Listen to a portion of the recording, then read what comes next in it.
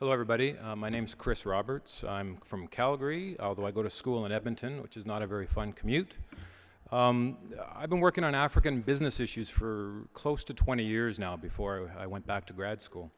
And I just want to thank Joe very much for having me speak here, but because we're running short on time, I also want to say all protocols observed, so I can just get on with my talk.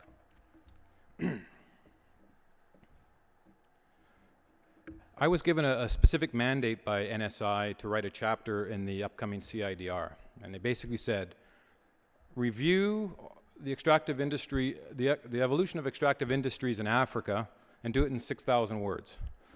So when I gave them, I think it was 12,000 words the first time, they said, no, 6,000. So I'm going to give you a few glimpses of some of the highlights out of the chapter, but it gives you an incentive, hopefully, to go and read my chapter, tear it apart, and send me emails. I'm looking forward to that.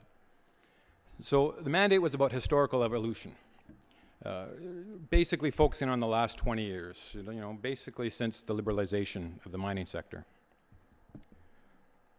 And where are we today versus where were we with the old models?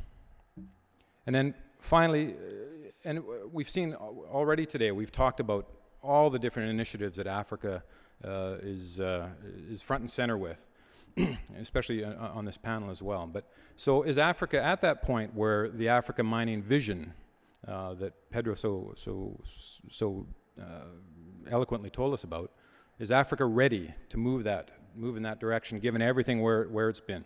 So my background, I have a bit of a historical background, but my PhD is in political science. So one of the things I wanted to do is not just do a chronology, but I had to develop a theoretical framework for assessing the different eras of regulation, practice, and governance, etc. And I'll just talk about some observations I developed out of this chapter while I was going. I mean, extractives, as we've seen, we've talked a lot about the regulatory environment for extractives. But extractives in the literature are a test of institutions inside the extractive sector, but also outside the extractive sector within those jurisdictions, whether they're domestic and as well as regional and international. So we got to talk about working on those institutional frameworks, not just within the mineral sector. And I'd say that we have a bit of a paradox, I'd say today, in governance and regulatory frameworks in Africa. And the paradox is, on one hand, as we've seen, and Tim Shaw showed a long list, and we've seen other lists, there are many, many, many initiatives. Some of them, most going in the same direction, some cross-cutting, some domestic, some local, some CSO, civil society-based. So there's many, many things going on all at the same time. So on one hand, we have this very vibrant, dynamic governance and regulatory environment. But as we've seen, and as we've seen this morning with the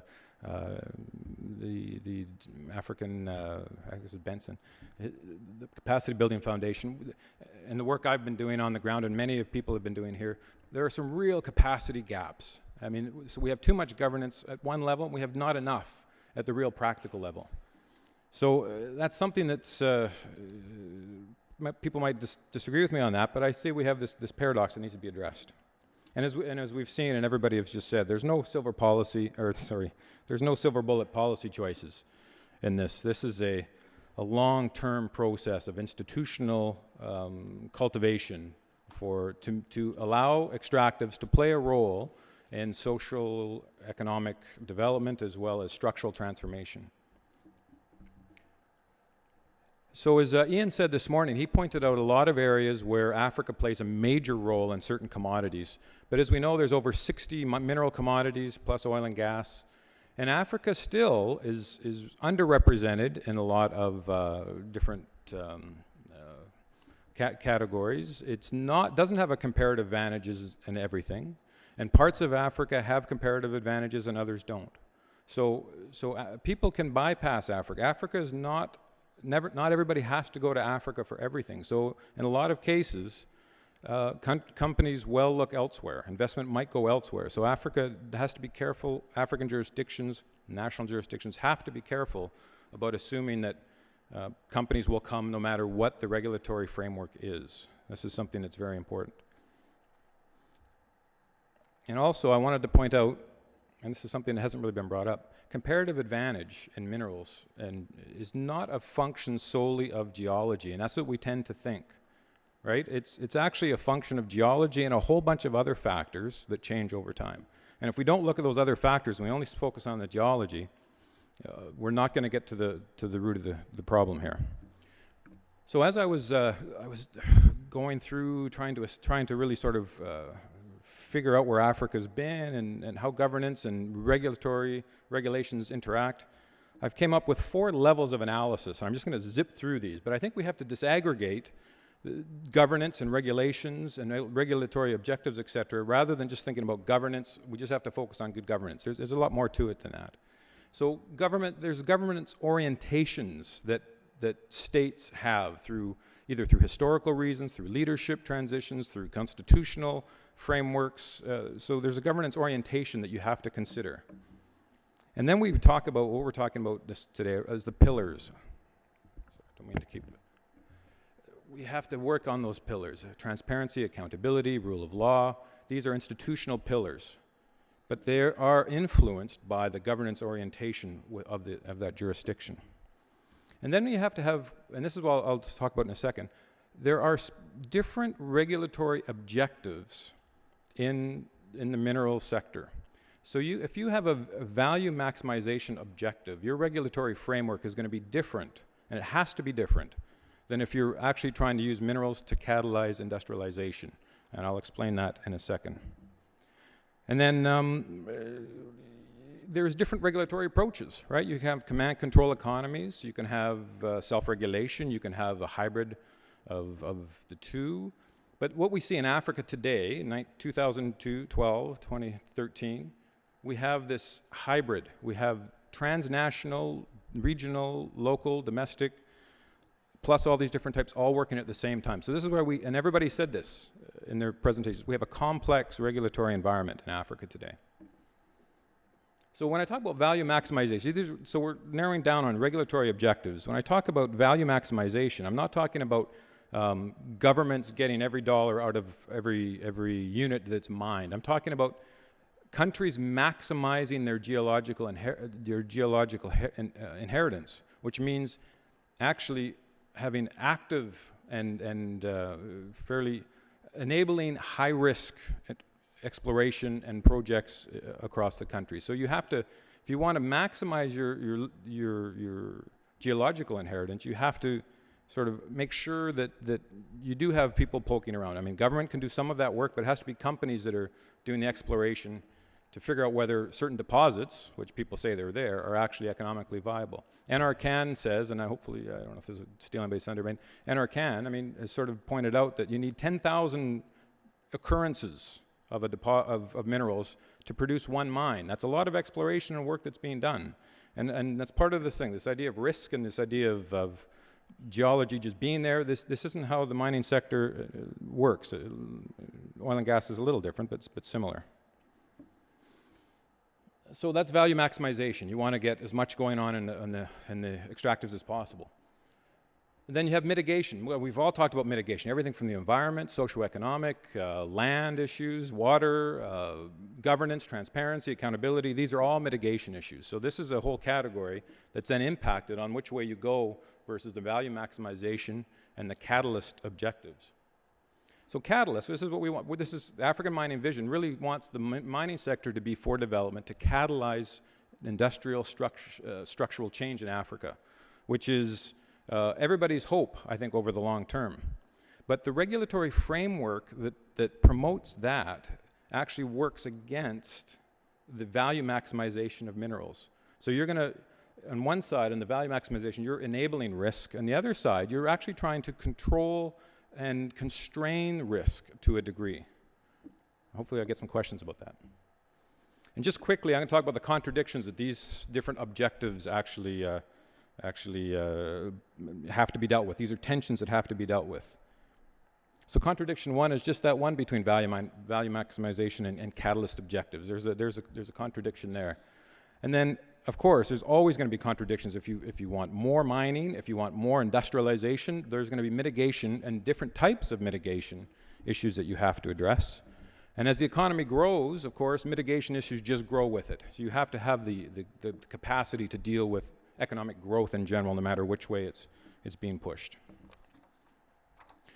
And this didn't make it into the book because we ran out of space, but we also have to talk about minerals in terms of the qualitative differences in minerals. So at the top of the Extractive's value pyramid, you have those minerals that are sort of high value, you can put in your pocket, well, that's a bit of an exaggeration, but that you don't necessarily need large scale, they are high value, and obviously these are often the conflict minerals. I mean, these are the same category of minerals.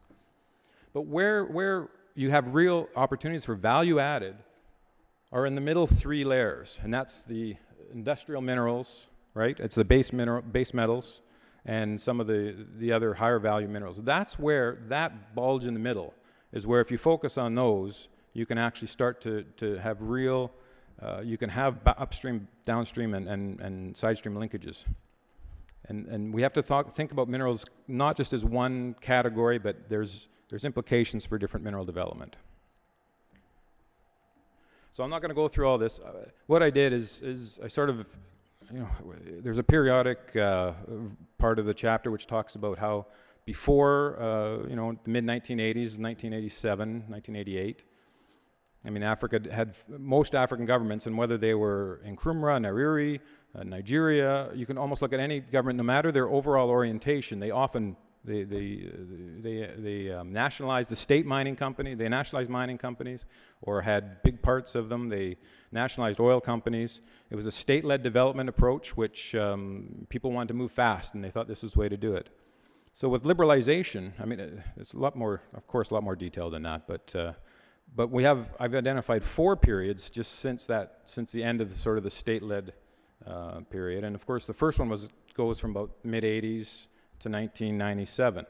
And what do you have? And people don't, I mean, the African mining environment now has to deal with a lot of things that we didn't have to deal with in Canada, that the Europeans didn't have to deal with in their development in Latin America as well, in terms of environmental impact assessment, socioeconomic planning around mines. So in a way, we had an advantage by being first movers. In Africa now, I'm not saying you should just go back to doing whatever you want to do. I'm just saying that adds costs, it adds time, it adds complications and sluggishness. So, Africa's mineral sector in the modern age is developing under different circumstances than most of, let's say, the West was able to benefit. And then we had that crisis period.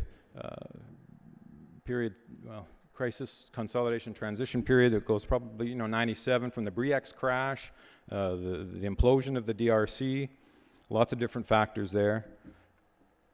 And then we had the extractive supercycle phase, which I would argue is over, but some people think that it's not over. I think Dr. Ocampo was basically saying if it's not over now, it's over soon. And now we're into this period now, which is this Assertive Africa period, which is the African mining vision is really an indication of that. I'm not going to get into all the details. So just everybody has to remember that the super cycle looks incredible on a graph. There's gold, there's copper, there's Canadian mining investment that follows that trend. We'll talk more about that tomorrow on another panel. Iron ore, I mean, for the longest time, iron ore was under $20. Sorry, what's the unit there? I'm not sure. It was under, well, anyway, it was $20 a ton. I mean, you're talking about $20 a ton. Now it's, ranges, but I mean, you need high-grade ore and low-cost infrastructure to do mining, to do iron ore. And here's the oil price, which sort of shows both the price itself, the nominal price, and the actually inflation-adjusted price. And you'll see there again, not a lot of profits to be had in the late 1990s. And from Alberta, when we had $13 oil, there was a lot of companies not working. And people are going to talk about this tomorrow too. I mean, China's role in this, you can see different key parts of how China started impacting Africa in terms of the mineral development. I was just going to talk about how those, I was going to go back and talk about those, we don't have time. So lastly, we get to today, the African mineral, or the Africa mining vision, which to me reads it's very interesting, and a lot of the work that's come out of that is very good. But I've been doing some historical research, reading the Lagos Plan of Action and Nigeria industrialization plans from 1980, about how they're going to get more Nigerians into the sector, and the language is very, very similar. So I just think we have to go back and make sure that we're not going to repeat some of those mistakes that were potentially made before. I mean, I just have this. This is again out of information that's come from the African Mining Vision post that talking about upstream, side stream, and downstream linkages. Unfortunately, a lot of our African leaders, and this is from my work in East Africa, really talk about minerals and they only think downstream. They don't really understand the side stream and the upstream and how to take advantage of that. And they have this notion that if I have oil, I need a huge refinery. If I have iron ore, I need a huge smelter. And this is how they think about it, which is very similar to the thinking in the 60s and 70s. This graph is in the chapter. It basically highlights those countries that are part of EITI, the countries that have changed their regulatory frameworks in the last 2 years because of this period of what we call assertive Africa. Oops. And I just wanted to, I'll put this up there, I won't talk about it much, but I'm just talking about the work we're doing with the East Africa community is all about how you get these 5 countries with active mining, this strictly in the mining sector, how we get sort of them thinking about mining and mineral value added initiatives on a regional scale. And this is something they really haven't thought about. You talk about the East Africa community and the common market. These mining officials from different countries had never really spoken before when we started meeting them last year. I mean, they didn't know what other countries were doing. So there's a lot of, in terms of the practical challenges of implementing African mining vision approaches, we're dealing with it on a day, well, in terms of this specific project in East Africa, which has huge infrastructure projects underway, huge oil and gas finds, huge mining projects, and yet this idea that we can get coordinated, transformative structural change it's a very difficult process trying to deal with that across jurisdictions that really want all the benefits for themselves for political reasons. These people are elected, so for political reasons. So I'll end it there. Hopefully I've given you more questions than answers, and I look forward to your questions. Thank you.